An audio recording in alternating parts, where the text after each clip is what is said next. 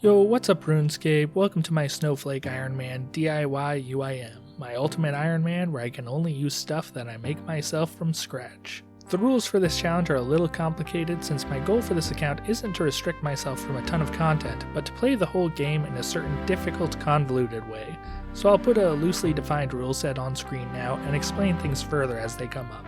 The idea behind this challenge is inspired by how back in the day, using the crafting skills to obtain weapons and armor was much more important to the game, like how a modern free-to-play Iron Man can only get their best in slot slash weapon, the rune scimitar, by mining runite ore with 85 mining and smithing it with 90 smithing, or at least that's what they needed before Bryophyta was added, since she drops runite bars, allowing them to skip the mining requirement entirely, and this kind of thing has been a growing trend.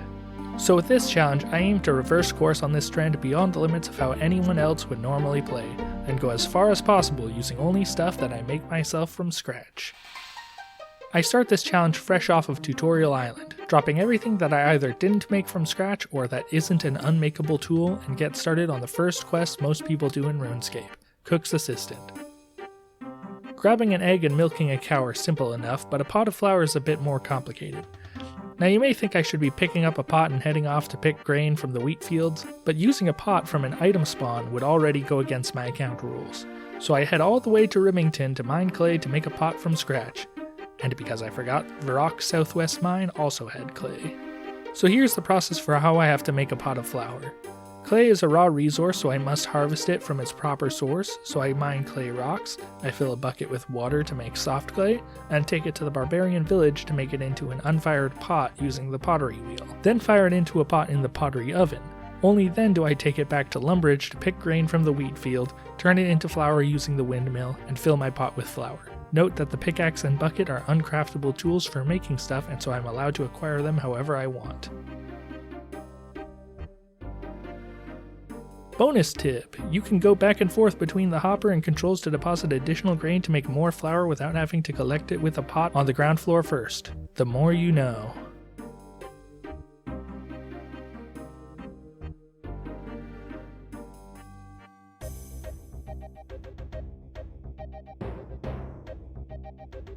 After that, I grab an egg from the coop because it feels more like harvesting it from its proper source, and to take my bucket over to the cow pen to milk a cow and finish my first quest.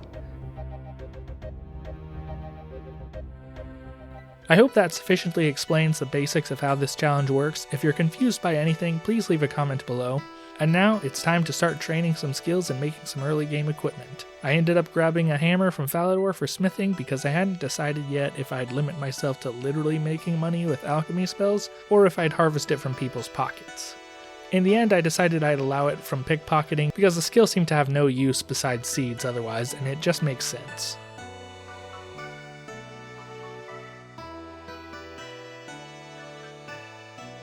I complete X marks the spot and drop the gold reward since I didn't harvest or make it myself, and destroy the lamp because I don't know what I want to use it on yet. And now that I've smithed my own axe and reached 5 smithing, I can start making arrows from scratch. So let's go through the process. Copper and tin rocks for ore to make bars, to make the axe and arrow tips, axe to chop trees for logs to make arrow shafts, and killing chickens for feathers. Put it all together, and after 10 minutes I have my first 75 arrows. I was doing this for fun on another account, and one guy thought it was a pretty wild thing to do, but as slow as the progress is, I find it very rewarding. Thankfully, regular trees aren't farmable, so the arrows from scratch grind isn't totally ludicrous, as another aspect of my rule set is that farming counts as a step to making something. Killing chickens with low stats and a bronze scimitar is quite slow though.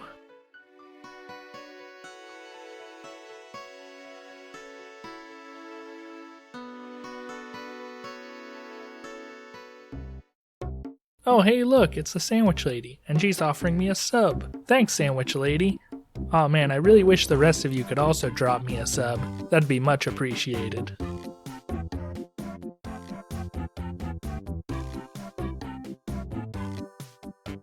I end up making some more arrows to get my fletching level up to 5 so I can make my own short bow, but to do that I'll also need 10 crafting to make bowstrings, so I figure I'll do sheep shear for my first few levels and go from there. I know it's probably quite rare for players to do this, but there's something about seeing YouTubers buy the balls of wool to complete the quest that just feels so off to me. Like the sheep, shears, and spinning wheel are all right there. Although it is funny considering how in the quest dialogue, Fred the farmer talks about how his sheep have been getting very woolly, so he specifically wants you to shear his sheep for the 20 balls of wool, but you just gave him some other wool instead and pretend you sheared his sheep.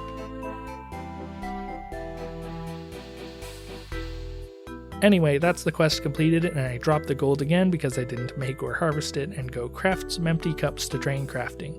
Still not realizing that the Varrock Southwest mine is closer to both Barbarian Village and Lumbridge and has clay. Once I got 10 crafting, I picked some flax in Taverley and returned to Lumbridge to spin it into bowstring so I can finally make a short bow. However, as satisfying as it is to make this, since smithing scales so terribly, I want to get a head start on it to make myself at least steel equipment. And so I start planning around doing the Knight Sword quest, and focus on getting the farming level to grow a red berry seed to make a red berry pie for the quest. So I fish and cook some shrimp to heal through pickpocketing for some starter cash to buy the basic farming tools, and decide to get my first potato seeds to train farming by picking potatoes for the chance of a rare potato seed instead of a potato. Looking at the low requirement methods to obtain a potato seed, it's not terrible considering the failure rate on pickpocketing and my low combat stats, but looking at the best rates, killing farmers is actually better, especially because they can drop multiple seeds, and I wasn't planning on grinding out 38 thieving yet, but instead I spent 15 minutes picking potatoes and dropping them since I didn't grow them myself, all for 6 seeds. For anyone curious, the rate seems to be about 1 in 64.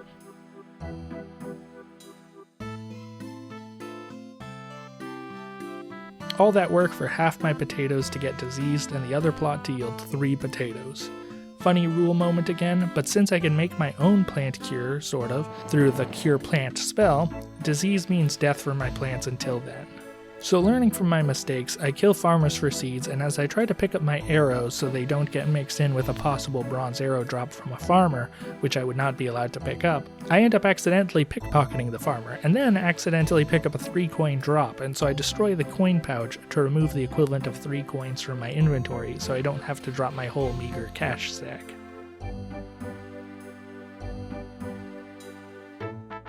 Thankfully, my potato crops did much better this time around, and so as I was getting closer to the 10 farming requirement, I decided to look at the red berry seed sources, sorting by lowest requirements and ignoring the options which require possibly even higher farming requirements. It seems my only options are pickpocket master farmers or kill mammoths. And I'm not killing mammoths anytime soon, so 38 thieving will have to come sooner rather than later. But I'll be putting it off for just a bit longer as I buy a steel pickaxe, which is allowed since it's an unmakeable tool, and decide to get started on my preparations for magic training, since it will be a big quality of life improvement, by doing rune mysteries so I can gain access to my source for rune essence, the rune essence mine. The onion seeds I also managed to get from the farmers I killed also grew up as well, which allowed me to complete Witch's Potion. If you've ever farmed an item to complete a quest that you could have easily acquired some other way, please share in the comments. I'd love to hear it. Now that I'm getting started on rune crafting, I'm just a short grind away from having all the basic preparations ready to start making some real progress.